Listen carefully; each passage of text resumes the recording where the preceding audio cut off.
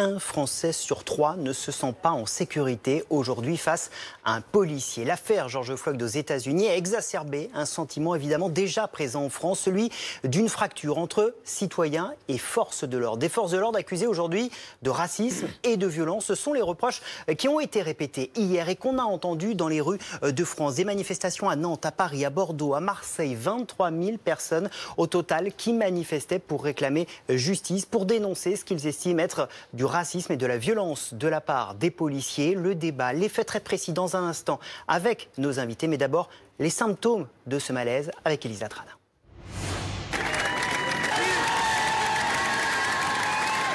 C'était en janvier 2015, après les attentats qui ont touché la France. Des policiers applaudis par les Français. 5 ans plus tard, des rassemblements dénoncent cette fois des dérives policières. Urgence! Urgence! La police assassine! Urgence! La police assassine! Pourquoi ce désamour des Français envers leurs forces de l'ordre? Que s'est-il passé pour qu'un Français sur 3, selon un récent sondage, ne se sente pas en sécurité face à un policier? L'une des explications réside peut-être dans le maintien de l'ordre, dont la ligne s'est durcie avec le mouvement des Gilets jaunes. Une des choses qui a changé, c'est qu'il y a eu en 2018 et 2019 le mouvement des Gilets jaunes.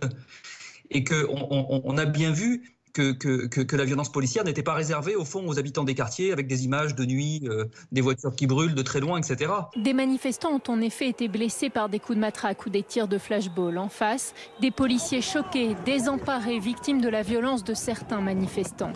La défiance s'est alors accrue entre citoyens et forces de l'ordre. La mort de George Floyd aux États-Unis la semaine dernière a donné un nouvel élan à ceux qui dénoncent les discriminations depuis plusieurs années. Ça fait tellement d'années qu'on monte au créneau sur ces questions-là, sur les contrôles aux faciès, sur les injures racistes parfois qui sont subies dans les quartiers et sur toutes les bavures qu'il y a. Que moi je suis ravi que tout ça sorte enfin.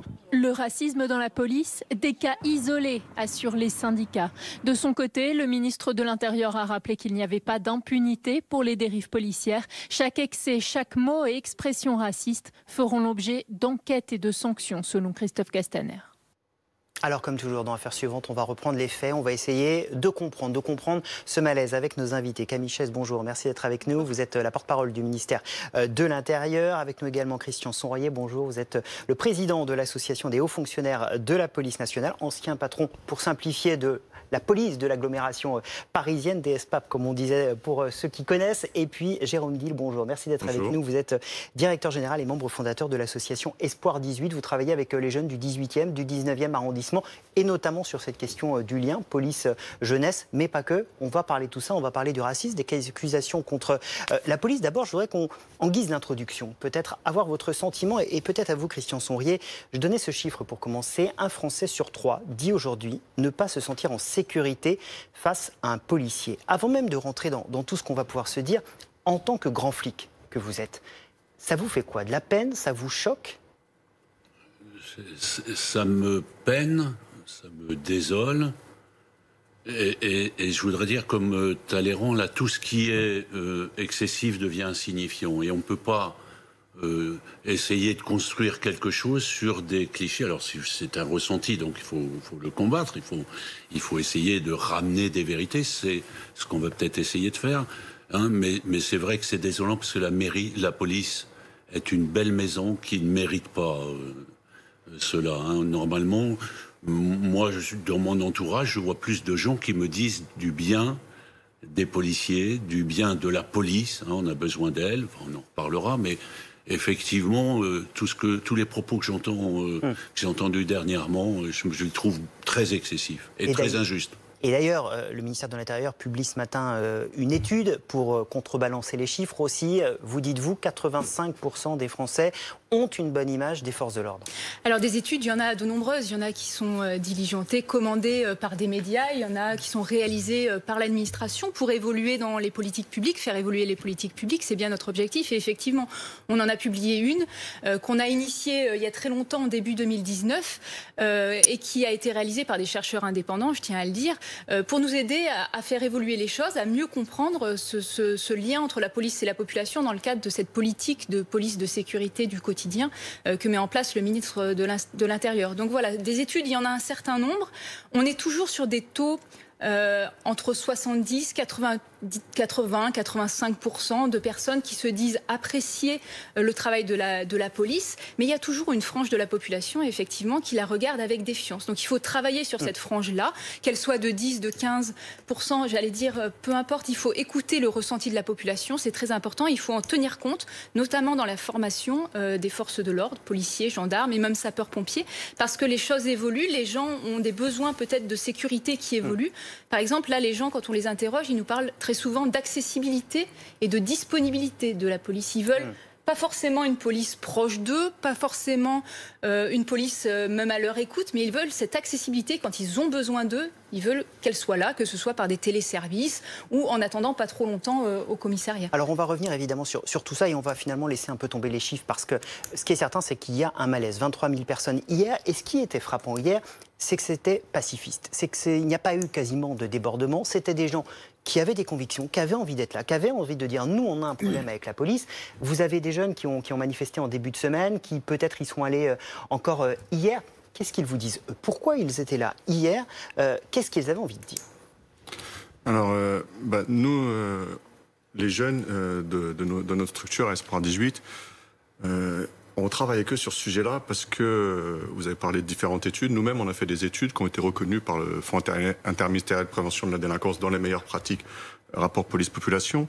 Et nous, on voit aussi cette méfiance, cette défiance, je dirais même cette animosité de certains de nos usagers envers les institutions et notamment l'institution police. Parce qu'ils nous font remonter et régulièrement qu'ils estiment souffrir de contrôle aux faciès, qu'ils estiment subir des violences soit verbales, soit physiques de la part des policiers.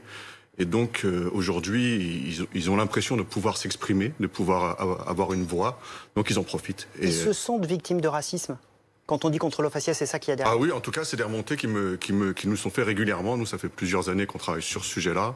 Et c'est des points qui sont régulièrement soulevés par les jeunes et les habitants.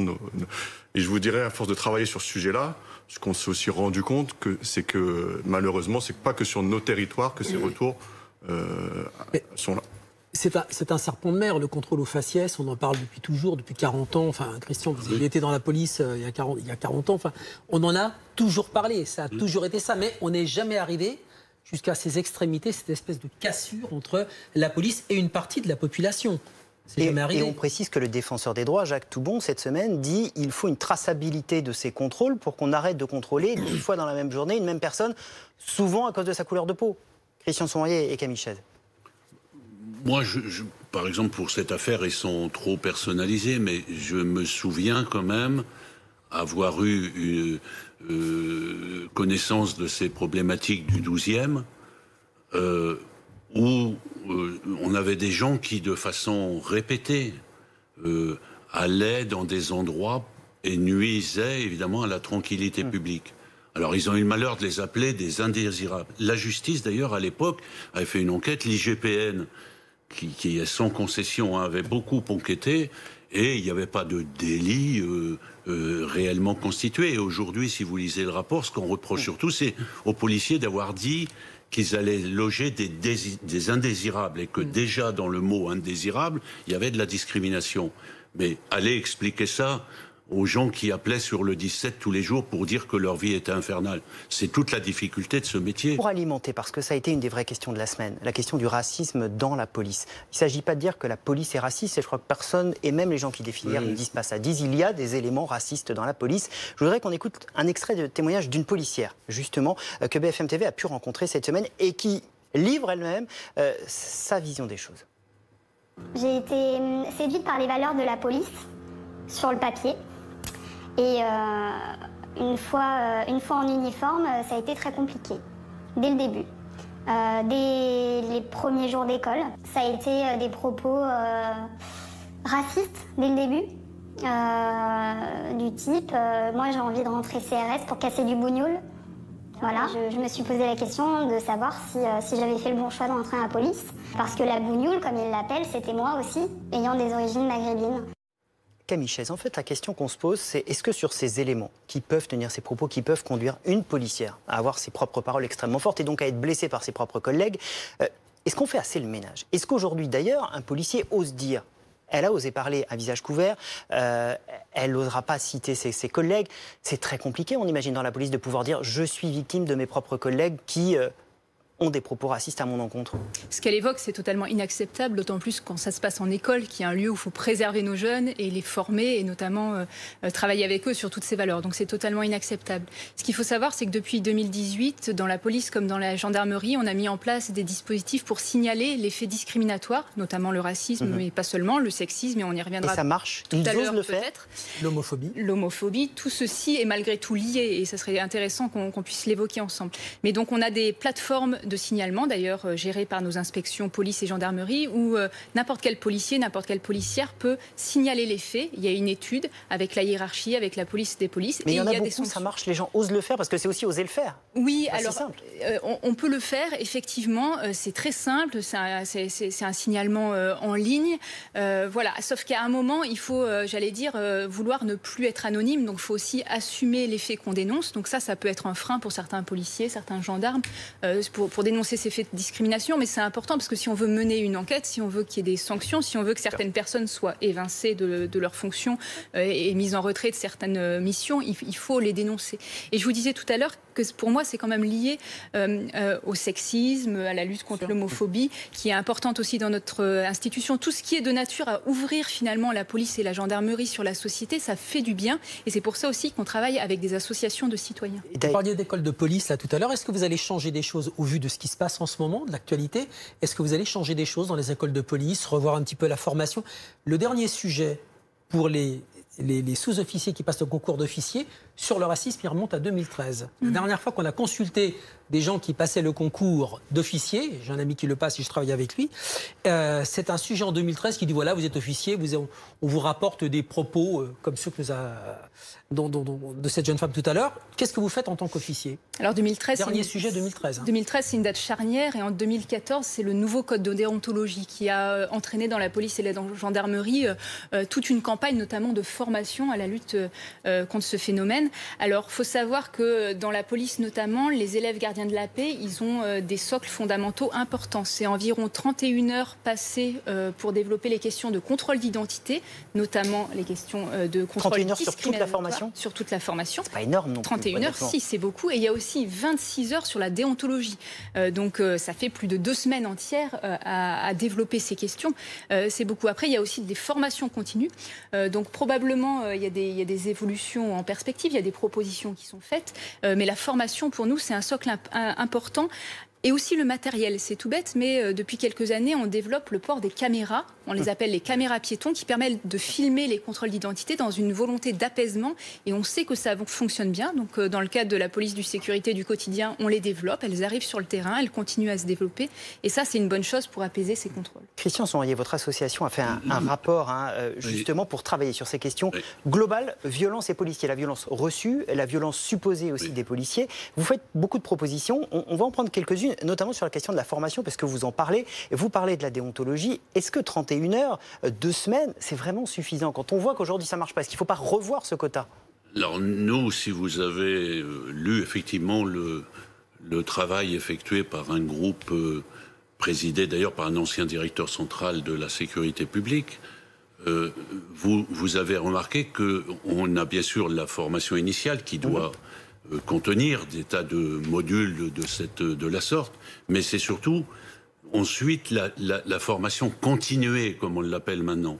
C'est-à-dire que pratiquement tout au long de sa carrière, le jeune policier doit recevoir des formations pour mieux, par exemple, discerner. Vous savez que le discernement est une chose difficile à acquérir. C'est pas en formation initiale qu'on peut faire de vous un bon policier qui va savoir gérer la violence. Vous parlez tout à l'heure, effectivement, on a beaucoup travaillé sur la violence également dont sont victimes les policiers.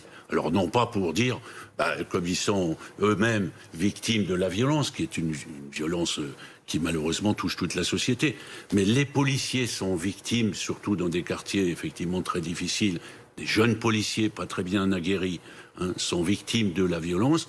Ce sont eux les premières victimes. Et ça demande un plus grand discernement aussi. Et alors, ben oui, et un contrôle de soi encore plus fort. Et justement, c'est pas pour faire un concours puis dire, mais oui, mais comme ils sont violents, ils ont le droit d'être violents.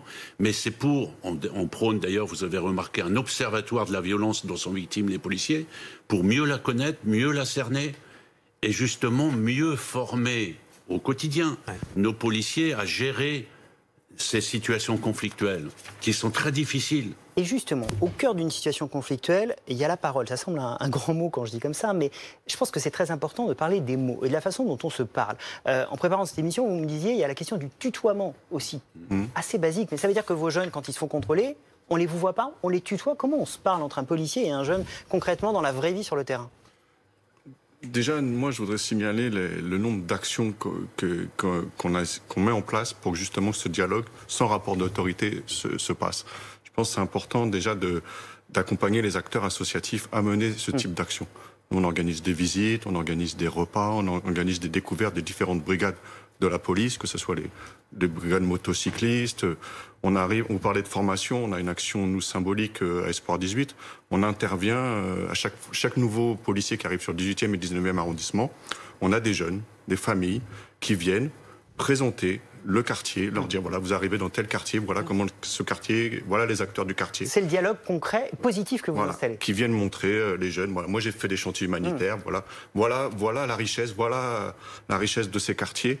Et ça permet déjà une meilleure approche, en tout cas pour le policier qui arrive. Et ça, c'est une action qui avait été co-construite avec les commissaires, qui nous avaient dit, voilà, j'ai des jeunes policiers qui arrivent de province, ça serait bien que vous les aidez à mieux comprendre. C'est probablement dans la droite ligne de la continuité de la formation du policier. Exactement. Je vous laisse finir sur la parole quand même, parce que je voudrais bien vous entendre sur cette parole entre les jeunes et les policiers. Comment on se parle? Parce que c'est souvent des choses que nous disent les jeunes, on me tutoie, on me respecte pas. En tout cas, ils le vivent comme ça.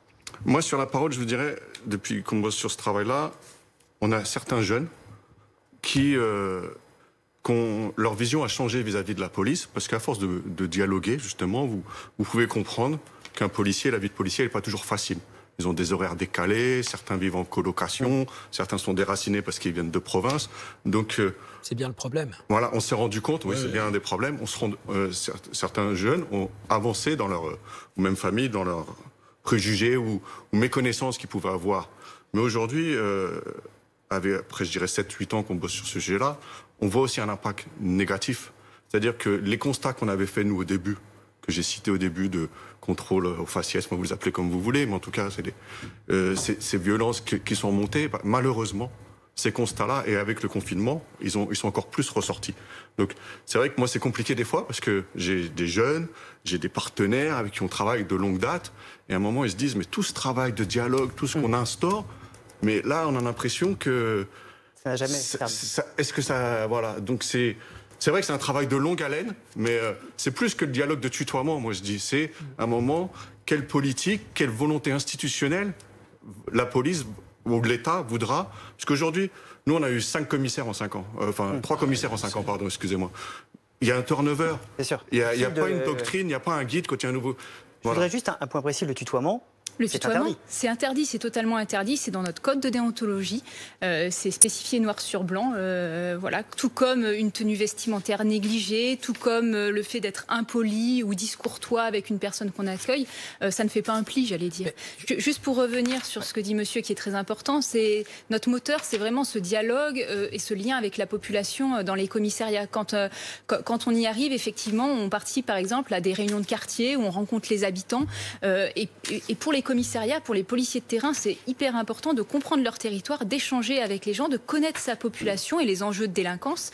Et c'est aussi pour ça que la police de sécurité du quotidien cherche à le développer, à faire vraiment du sur-mesure, à adapter vraiment les choses à chaque territoire, parce que entre des départements très ruraux et une banlieue, il n'y a rien à voir. Il faut que la police, la gendarmerie se fasse différemment sur ces terrains. Alors Christian Sonnet, je sais que vous voulez réagir parce que vous avez des propositions aussi sur le dialogue. On va faire juste du teasing. On se retrouve dans un tout petit instant. On va continuer notre discussion. On va revenir évidemment sur ces questions de défiance, police, citoyen. Continuer à parler de ce dialogue parfois compliqué, aussi de ce sentiment aussi parfois qu'ont certains citoyens d'impunité de la police. Est-ce qu'elle est assez contrôlée cette police quand il y a un problème? On va discuter tout ça dans un instant. À tout de suite.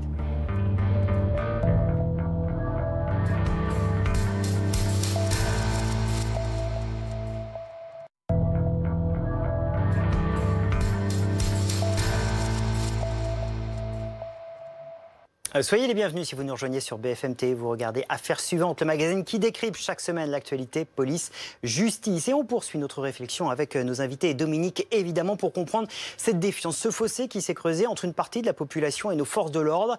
Hier, 23 000 personnes ont manifesté à Paris, Lille ou encore Lyon pour dénoncer une police accusée de racisme, de violence. Et au cœur de ce malaise, un sentiment, celui d'impunité, comme si les forces de l'ordre n'étaient jamais sanctionnées. Alors, le sont-elles vraiment? Nos forces de l'ordre sont-elles suffisamment contrôlés? On va en débattre dans un instant, mais d'abord, la parole à ces manifestants avec Guillaume Barqui. On doit s'indigner, continuer à nous indigner. Ils sont des milliers au pied de la Tour Eiffel, rassemblés contre les violences policières. Partis de la place de la Concorde, ils ont scandé le même nom tout le long de la marche. À Lyon aussi, les mêmes slogans, mais aussi un hommage appuyé à Adama Traoré. Pour toutes ces autres personnes en France qui ont été aussi victimes de violences policières, on a envie que ça change, on a envie qu'il y ait de la justice pour eux aussi. Des applaudissements sur les quais de Bordeaux, où 2500 personnes sont rassemblées, puis le silence. Les manifestants posent un genou à terre symboliquement. À Lille, la 3e manifestation de la semaine avait démarré dans le calme. La police va défendre son peuple.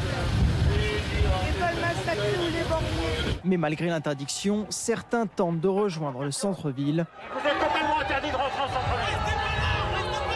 Les forces de l'ordre tirent des gaz lacrymogènes. À Marseille aussi, le cortège de 3500 personnes formé en fin de journée a connu quelques échauffourées en fin de parcours. L'immense majorité des manifestations d'hier s'est cependant déroulée dans le calme. Et nous sommes toujours avec Camille Chess, porte-parole du ministère de l'Intérieur, Christian Sonlier, président de l'Association des hauts fonctionnaires de la police nationale, et Jérôme Dil, directeur et fondateur de l'association Espoir 18. On entend ce mot justice beaucoup dans les cortèges depuis quelques jours. Est-ce qu'il y a un sentiment auprès des jeunes avec lesquels vous travaillez d'un deux poids deux mesures, d'une injustice quand il se passe quelque chose? En tout cas, moi je suis inquiet et je vous propose de partager cette inquiétude parce que nous, en tout cas, il y a beaucoup de jeunes de nos quartiers qui se sentent concernés par ce qui se passe à la fois aux États-Unis et par ce qui se passe aussi en France avec l'affaire Adama Traoré. Et les jeunes la sortent d'un confinement, subissent la crise sociale depuis de nombreuses années et vont la subir encore plus aujourd'hui. Et moi, je suis inquiet. Et en face, inquiet de quoi? Je suis inquiet parce que c'est des jeunes. Nous, on n'a pas l'habitude de voir autant de mobilisation de nos jeunes à des manifestations. C'est pas quelque chose que je vois souvent. Et là, je les ai sentis vraiment. Ce que m'ont fait remonter les équipes, vraiment, ils se sentent concernés par ce qui se passe et ils estiment justement.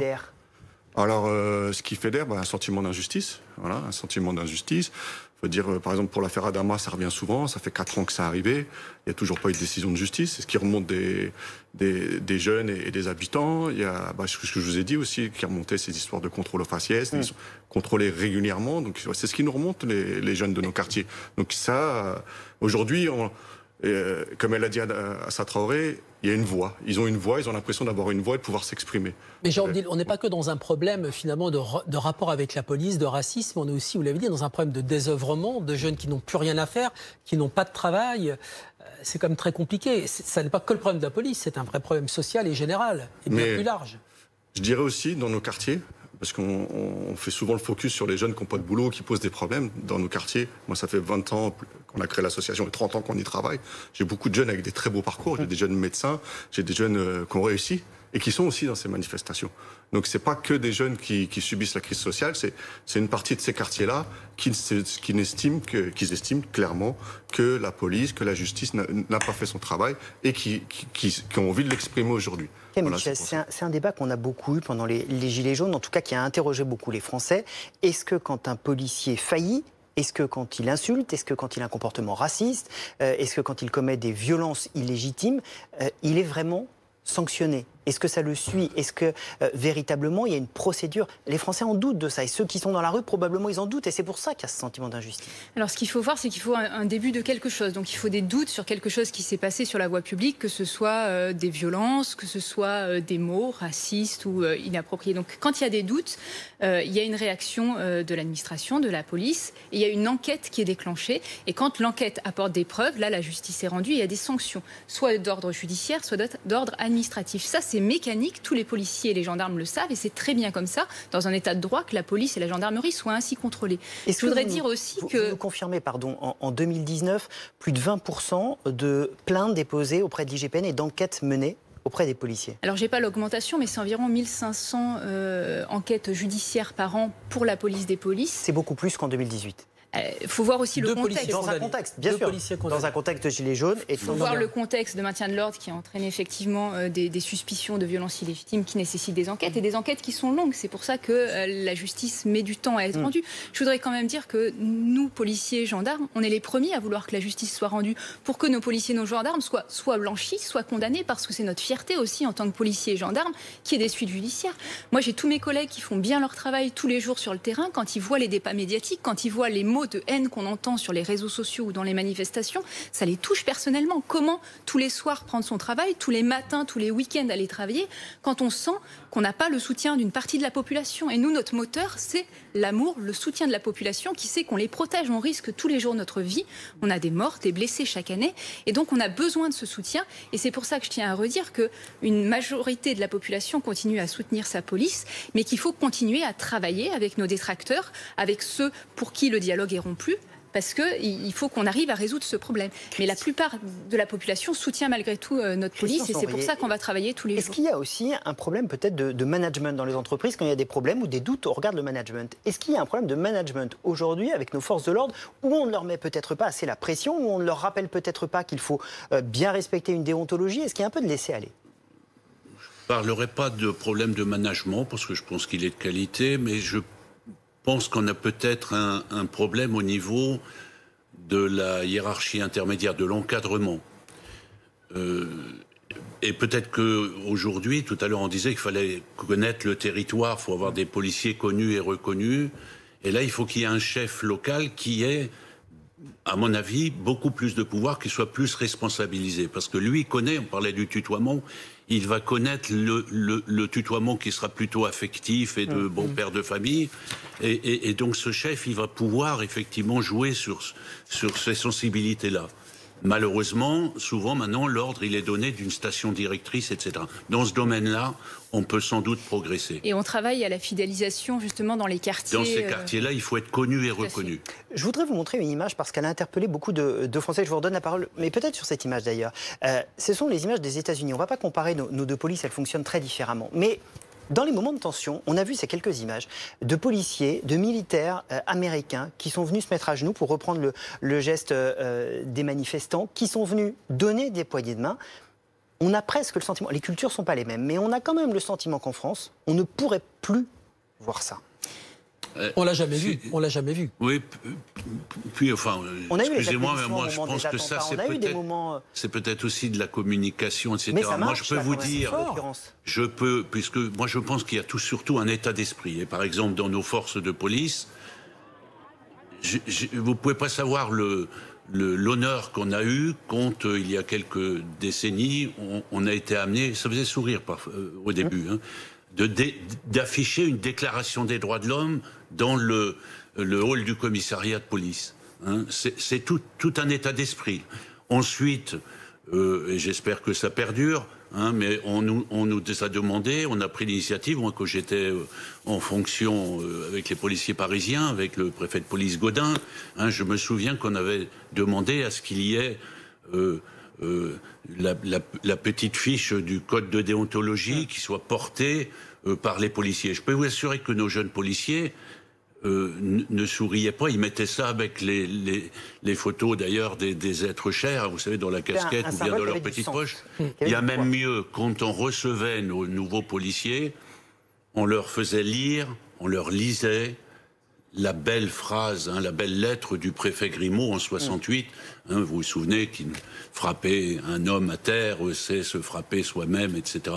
Et si, au lieu de dénigrer nos policiers, on les valorisait comme ça, qu'on cultivait ces choses-là, je pense qu'on arriverait effectivement à pacifier, à apaiser les situations. Très court, on va peut-être dire que pendant les Gilets jaunes, il y a des policiers, CRS, des gendarmes qui ont posé leur casque. Vous vous souvenez de ça? Oui, bien des sûr. manifestants qui arrivaient devant eux, qui leur demandaient posez vos casques, qui ont posé leur casque et c'est vrai que la pression est retombée quand même, à ces endroits-là en tout cas. On aurait encore plein de choses à se dire, je suis désolé, mais on va évidemment poursuivre ce dossier et je pense qu'on aura d'autres occasions dans les prochaines semaines de vous réinviter. Merci beaucoup pour tout ce que vous nous avez dit, pour cette réflexion que vous nous avez aidé à mener. Merci Camille Chaise, merci Christian Sonrier, merci Jérôme Didelvus sur le plateau d'affaires suivant dans un instant et même tout de suite les invités de la semaine.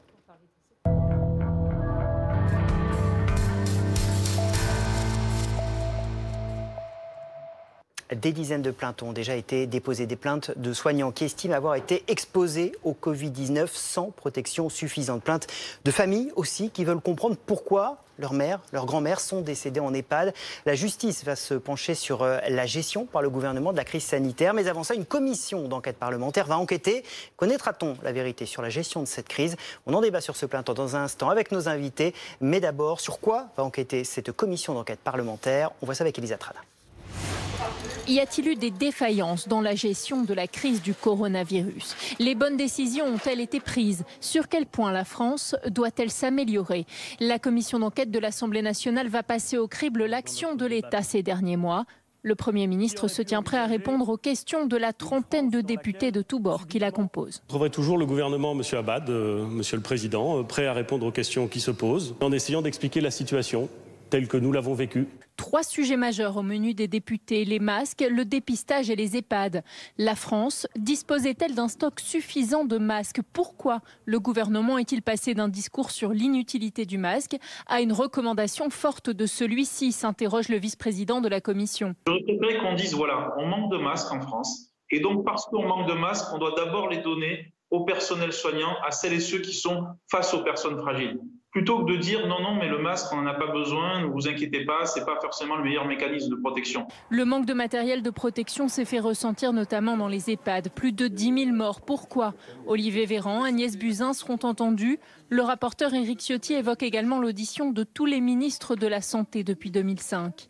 Enfin, la France a-t-elle tardé à tester? Était-elle en capacité de le faire? Les reproches se font entendre dans le corps médical. Il y a 3 mois, on confine parce qu'on est à poil sur beaucoup de choses et on s'aperçoit qu'au moment du déconfinement, eh bien, on déconfine plus lentement parce que toujours il nous manque ces tests. Nous sommes aveugles. Il faut tester la population. Ça demande de l'intelligence, de la fluidité, de l'agilité. Et c'est un peu ce dont on a manqué durant cette crise. La commission d'enquête de l'Assemblée nationale durera 6 mois. L'objectif, selon Damien Abad, est d'en tirer des leçons sur le plan sanitaire. Pas d'en faire un tribunal populaire. Alors, quels sont les sujets à élucider et surtout, que va-t-on trouver? On va se poser les questions avec nos invités. Charles-Antoine Giraud, bonjour, merci d'être avec nous. Vous êtes le fils de votre papa, évidemment, qui était en EHPAD, qui a été contaminé par le coronavirus, qui en est décédé.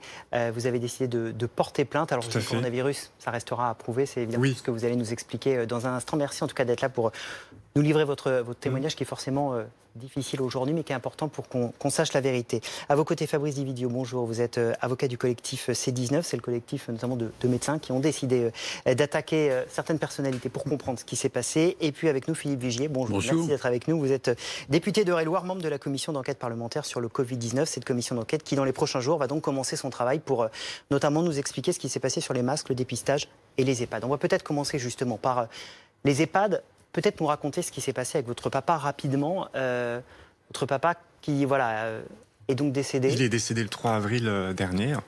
Ça nous est tombé dessus d'un coup. Il était en EHPAD depuis le 5 août dernier, au Coteau de Livette. Voilà, il est décédé Ça a été très vite. Ça a été très vite. À aucun moment. Signe précurseur. Comment ça s'est passé? C'est-à-dire qu'il était déjà un peu malade? Il avait la maladie de Parkinson depuis une dizaine d'années. Il est rentré, comme je vous ai dit, le 5 août parce que son état de santé s'était dégradé.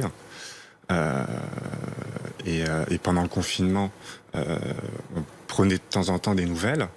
Au début, ça allait bien. Et le 31 mars, quand j'ai appelé mon père était très fatigué en fait, beaucoup de mal à parler, très affaibli. Suite à ça, moi j'appelle une infirmière pour avoir un peu plus de renseignements. L'infirmière me dit tout va bien, votre père est très bien, il mange correctement. Et suite à ça, l'infirmière m'a demandé d'acheter des gâteaux pour mon père. Donc je demande à mon frère d'aller acheter des gâteaux et le 1er avril, en fait, il amène le soir les gâteaux à Corian.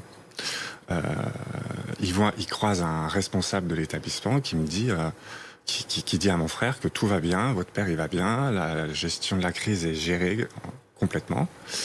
Et 2 jours après, mon père est décédé. Quelle question Oui. Est-ce qu'on vous dit décédé du Covid ou est-ce qu'on vous le dit pas? Non, on nous dit... Vous soupçonnez le Covid, vous? Non, au début, j'ai eu un responsable de l'établissement qui me dit que mon père était décédé. Donc, moi, sur le coup, je me pose la question, comment ça se fait qu'il est décédé brusquement? On m'a dit que notre père, son état de santé s'était dégradé le jeudi soir, ça s'est aggravé le vendredi matin, et il est décédé dans l'après-midi. Et en fait, vous allez découvrir après que le médecin qui travaille dans cet EHPAD était contaminé par le Covid-19 de façon certaine. Oui. Une trentaine de personnes de cette maison de retraite étaient également atteintes par le Covid-19. Oui, et décédées d'ailleurs. Quelle question vous vous posez aujourd'hui? C'est-à-dire, vous vous demandez peut-être pourquoi on ne l'a pas hospitalisé, votre père? Est-ce qu'on s'en est bien occupé? Déjà, pourquoi? Oui, déjà, pourquoi? Enfin, déjà savoir comment ça s'est passé pendant un mois. Est-ce que la maison de retraite s'est bien occupée de notre père, et pourquoi on n'a pas été averti de l'état de santé de notre père. Et vous portez plainte aujourd'hui contre le groupe qui gère cette maison de retraite, contre cet EHPAD et contre l'ARS aussi, l'Agence régionale de santé, merci, qui gère. Sur cette question des EHPAD, Philippe Vigier, que veut savoir exactement la commission d'enquête? Quelles sont les pistes de travail? Écoutez, d'abord, dans cette pandémie dramatique, moi, peut-être un mot, le personnel soignant était merveilleux. Pour autant, il y a eu 30 000 morts, dont près de 10 000 dans des EHPAD. Donc, on doit savoir ce qui s'est passé. Il y a eu des personnels généreux qui sont même installés sur place. Il y a eu aussi, il faut le dire, on l'évoquait tout à l'heure, des endroits dans lesquels il y a eu très peu de communication avec les familles. Et donc ça, on doit comprendre. Bref, on doit comprendre, c'est la vie dont il s'agit. Lorsqu'on perd un proche, c'est arrivé également dans cette crise du Covid, on veut savoir ce qui s'est passé à un moment ou à un autre. Donc, est-ce que oui ou non... Pour mettre des mots...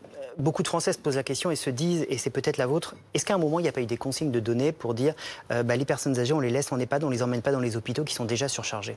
Mais justement, c'est tout ce que la commission d'enquête permettra de savoir. C'est pas une question, ça. Moi, vous savez, je ne porte pas de jugement a priori. On verra précisément établissement par établissement s'il y a des demandes d'hospitalisation qui avaient été faites, si elles ont été honorées ou pas. Et c'est tout cela qu'il faudra comprendre. Les mécanismes de décision. Qui a pris telle décision à tel moment? Est-ce que oui ou non, toute personne qui rentrait en réanimation, il y avait de la place ou pas? Dans le cas de votre papa, avec un départ aussi rapide, 24-48 heures, qu'est-ce qui s'est passé? C'est pas, me semble-t-il, dramatique que poser ces questions. Ce sont les questions les plus simples, mais les familles doivent avoir la capacité. Comment elle va fonctionner, cette commission d'enquête parlementaire? Elle va travailler combien de temps? Vous allez rendre vos conclusions, votre rapport, quand? 30 députés, toutes sensibilités politiques confondues, pendant 6 mois. Et ensuite, il y a un président, un rapporteur général et des membres, et on a une capacité d'investigation la plus large possible. Voilà. Et en tout cas, on veillera, je peux vous dire, je veillerai à ce que toutes les questions que l'on se pose et qui vont nous être relayées, on puisse les poser. Philippe Divisieux, cette question de l'EHPAD, et évidemment sur le collectif VIAF, on va en parler. Alors, sur la question de l'EHPAD, il n'y a pas de question. Oui, bien sûr qu'il y a eu des instructions qui ont été données. L'ARS a même édité des guides sur les cas de non-réanimation. On sait très bien, effectivement, que la Société française de soins palliatifs a émis un guide, ce qui n'est pas forcément un problème en soi. C'est-à-dire qu'effectivement, attention, on parlait de patients avec 20 jours de réanimation. Il y a des choix qui doivent être faits. Mais ce qui est vrai, c'est qu'à un moment donné, ce qui est incontestable, c'est qu'on s'est retrouvé en rupture de lit de réanimation. On a été assailli de patients. Et j'avais dit, moi, avec l'expérience italienne qui est la mienne, j'avais exactement dit en février que la Société italienne d'anesthésie-réanimation tirait le signal d'alarme en Italie et que ça allait arriver en France. Le problème, et c'est là où j'en viens avec le collectif, c'est que nous avions des dirigeants... Vous défendez 2 hospitaliers et un médecin, tout à fait. 2 urgentistes et un médecin je défends un collectif représenté en l'occurrence par... C'est ça. c'est un salarié des établissements privés qui a été lui-même contaminé, et puis 2 libéraux. Et en fait, ce qui est intéressant, c'est que finalement, ce collectif, on en est exactement là. C'est-à-dire qu'il n'a pas eu de masque. Moi, j'accompagne également la famille d'un généraliste décédé qui dit que certaines semaines, dans le 94, il n'y a même pas eu de masques chirurgicaux. Et si vous voulez, quand on en est là, et que Madame Buzyn va effectivement déclarer dans Le Monde qu'elle savait tout, mais qu'elle n'a rien fait, que rien n'a été fait, qu'est-ce qu'on peut faire d'autre que déposer plainte? J'ajoute, et je termine juste là-dessus, qu'on a déposé un complément de plainte la semaine dernière à la lumière de ces déclarations dans le Figaro. Je pense que Madame Buzyn est victime d'une dissociation psychiatrique, où il faut qu'à un moment donné, comme le disait effectivement monsieur, il faut que la vérité soit faite. Alors la commission d'enquête est une manière d'établir la vérité, mais le problème de cette commission d'enquête, c'est qu'elle est déjà, en tout cas au Sénat, dit qu'elle ne chercherait pas de responsable. Maître, vos plaintes visent Madame Buzyn, Olivier Véran, le directeur général de la Santé. Oui. C'est large. Qui encore? Santé publique France, notamment. Je pense qu'il y a, si vous voulez, il y a 2 plaintes qui ont été déposées devant la CJR, enfin 3, enfin non, 2. Une contre Madame Buzyn et conjointement la à justice M. de la Philippe. République, CJR. Et effectivement, une contre M. Véran. Et devant le parquet de Paris, a été déposée une plainte contre X pouvant être le DGS d'un côté et Santé publique France de l'autre, mais ça n'exclut pas d'enquêter effectivement sur d'autres champs de responsabilité. Philippe Vigier, sur la possibilité que vous découvriez des choses et que vous nous appreniez des choses dont doute peut-être maître. Non mais, on auditionnera tous ceux qui étaient en responsabilité ou qui sont en responsabilité. Agnès Buzyn a dit « j'ai des choses à dire ». Elle sera convoquée, j'imagine. C'est pas moi qui ai la capacité de la convoquer, mais en tant que membre, je ferai partie de ceux qui fassent des propositions d'audition de la Direction générale de la santé, Santé publique France, un certain nombre de responsables qui ont, à un moment, été en charge de prendre telle ou telle décision. Sur les masques, par exemple, comment se fait-il qu'il y a eu un déstockage de masques considérable encore en tout début d'année 2020 ? Il faut nous l'expliquer. Pourquoi ? Où en sont les stocks ? Je vous rappelle qu'il y a eu ce qu'on appelle la fameuse doctrine que nous a expliqué qu'il fallait avoir moins de stocks. Comment ? Sur les tests, moi qui suis biologiste sur les tests, je peux vous assurer que je veux savoir dans quelles conditions la validation des techniques. Obtiendrez-vous les bons de commande de tests dont parle régulièrement on demandera les bons de commande de tests. Et je veux savoir, moi je poserai des questions sur les masques. Qui, quand, combien, où ? À qui? Est-ce qu'on a eu des délais qui ont été décalés pour quelle raison? Parce que des problèmes de logistique, on en a vécu partout. Par exemple, aucune obligation du gouvernement de vous livrer les bons de commande. Vous n'avez aucun moyen de coercition. Écoutez, moi, j'ai confiance dans ce qu'a dit le Premier ministre, qui a dit, et Olivier Véran à l'écran aussi. J'ai confiance dans ce qu'ils ont dit, que la transparence devait être au rendez-vous. On doit ça à tous ceux qui sont décédés. On doit ça, pas que cela. Parce que cette pandémie, il peut y en avoir une autre derrière. Vous savez, moi, j'ai vécu une autre commission d'enquête parlementaire, c'était celle, suite au virus H1N1, vous vous en souvenez, sur les vaccinations, on avait commandé 90 millions de doses. Donc, je veux savoir très précisément comment ça a fonctionné. Et je veux le savoir doublement, d'abord, en tant que parlementaire, parce que quelque part, les Français nous demandent les conditions dans lesquelles les choses sont prises. Je rappelle qu'il y a quand même un drame que l'on a vécu et qu'on continue de vivre. Et deuxièmement, en tant que professionnel de santé, là où il y a eu des dysfonctionnements qu'on a pu constater, mais qu'on en tire toutes les leçons. Fabrice Evizio, d'un mot, est-ce que la justice peut véritablement enquêter ou est-ce qu'on va vous dire Cour de justice de la République et finalement ça prendra des années? Non mais alors, la Cour de justice de la République fera ce qu'elle veut, c'est pas de la justice, la Cour de justice de la République, soyons d'accord. C'est pas de la justice. On l'a saisie parce qu'on n'a pas le choix. Sur la justice, mais la vraie justice, elle est effectivement au niveau du juge d'instruction, comme dans l'affaire sur contaminés. Et si on veut des vraies réponses, c'est au niveau du juge d'instruction du pôle santé de Paris qu'on les aura. Et lui a un pouvoir de coercition. Et je vous garantis, pour connaître le fonctionnement de la justice en matière sanitaire, je suis dans l'affaire du Mediator, il s'en prive pas. Charles-Antoine Guiraud, le mot de la fin avec vous, est-ce que vous pensez que vous saurez la vérité? Est-ce que vous y croyez? Je l'espère. J'espère avoir au moins la vérité, ce qui s'est passé pendant un mois au sein de l'établissement au sein de la maison de retraite, et surtout comment ça se fait qu'on n'a pas été prévenu en fait. On aurait dû être prévenu de l'état de santé de notre père qui s'est dégradé en espace de 24 heures, sachant que pour ma part, quand je l'ai eu au téléphone 3-4 jours auparavant, il était déjà affaibli. Pourquoi on nous dit tout va bien? Et vous attendez des réponses, évidemment, comme tous les Français. On doit la vérité aux familles. On doit la vérité aux familles. Merci beaucoup. N'oublions pas ce dévouement extraordinaire des personnels soignants. Et on le rappelle, et on l'a beaucoup dit sur BFM TV, vous avez bien raison de le rappeler. On se donne rendez-vous évidemment la semaine prochaine pour un nouveau numéro d'affaires suivant. Dominique, d'ici là, on va vous retrouver dès ce soir pour une nuit spéciale. Faites entrer l'accusé, l'anniversaire de l'émission. Oui, l'émission a 20 ans, faites entrer l'accusé à 20 ans et toute la nuit sur RMC Story. Vous pourrez voir 6 faits entrer l'accusé. Le premier, c'est Vincent Ayutino. Il a tué 3 femmes à Longwy. Il repérait ses proies. On l'appelait le prédateur. RMC Story chaîne 23, ce sera toute la nuit et nous on se donne rendez-vous dimanche. Le non-stop sur BFM TV.